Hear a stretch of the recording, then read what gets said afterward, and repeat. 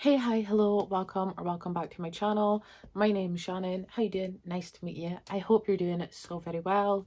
Today I am bringing you Christmas video. Day will be on the screen because I am pre-filming and I don't know what day this is going to be on. So future Shannon will tell you what day this is.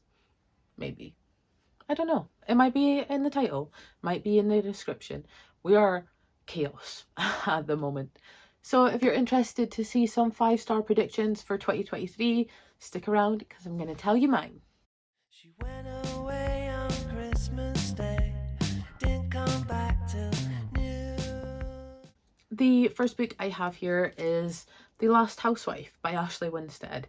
This is a 5-star prediction because it just sounds right up my alley. Like, this follows Shay, who was captivated by a young man while she was in college, her and her friend group. And then she moved on and she's living her life in a Texan suburb. And then one of her best friends that was with her at the time is dead, found dead. And she finds this suspicious. So she teams up with her true crime podcast Crusader and they together investigate what actually happened to her best friend. I love a book with a podcast. I love a book with like a murder mystery. I think this is going to be like a cult book, which cults are very interesting in like this psychological sense. So I really feel like that's going to be an interesting storyline. And with the hype coming off of In My Dreams I Hold a Knife, I think that I would like to see if this is something that I would like, because I haven't actually read, at this point, I haven't read In My Dreams I Hold a Knife, but I do plan on reading it in 2023 also. So it will be interesting to see what book I prefer from this author. If I read them pretty close together, I can give you my thoughts, but I am super hyped for this. This sounds right up my street and I want to read it now, but there's just not enough time at the end of the year. So 2023 5-star predictions it is. A book I am fed up seeing and fed up talking about, just because I've had this on multiple TBRs.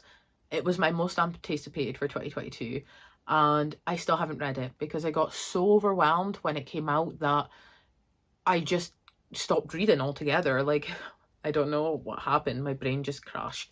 And it is House of Sky and Breath. I have tried to read this. I did actually read quite a bit of it while it came out, but then I felt pressured because everyone was reading it so quickly and I was trying to avoid spoilers and trying to read it at my own pace and enjoy it and annotate it, but I felt like I wasn't doing it fast enough.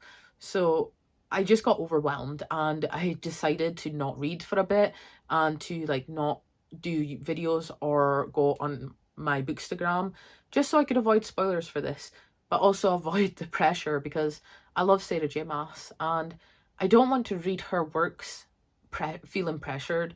I want to go in and leisurely enjoy myself and really just annotate and love and be in this world. And I wasn't doing that when I picked it up.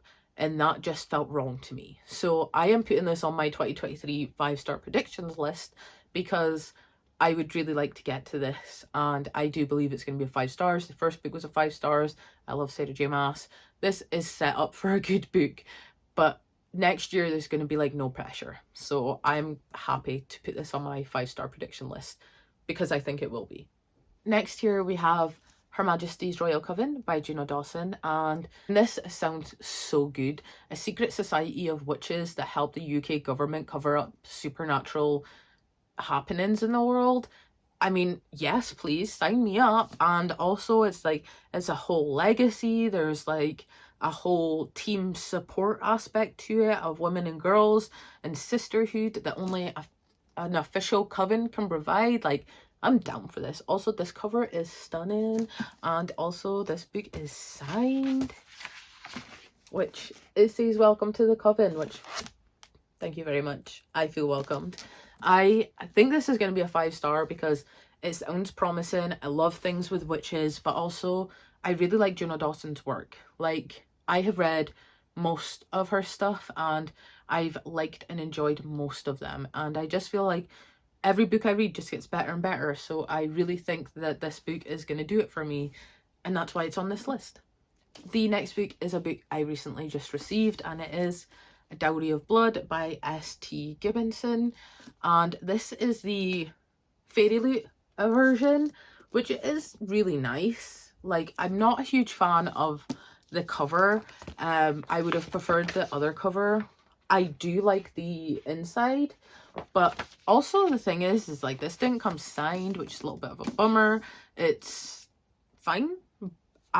It's an okay edition. I think they could have done a lot more with it because it could have been beautiful, and it's nice, but it's not jaw-dropping stunning like I had expected it to be. But I am really excited for this book nonetheless. It says, saved from the brink of death by a mysterious stranger, Constana is transformed from a medieval peasant into a bride fit for an undying king. But when Dracula crawls a...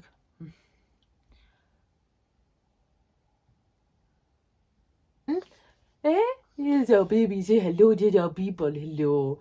Hello, my baby. Oh. There was a brief intermission while I got my dog because she was being needy. And she's my baby. Are you my baby? But when Dracula draws a cunning aristocrat and a starving artist into his web of passion and deceit, Castana realizes that her beloved is capable of terrible things.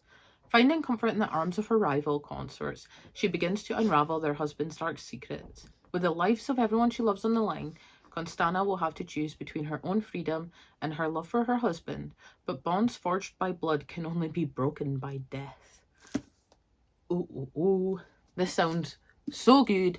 A story of desire, obsession, control. Like, I am down. I need this. I think it's going to be 5 stars. I'm reading this in 2023. I hope I enjoy it. And the final book we have on this list is Falls Boys by Penelope Douglas.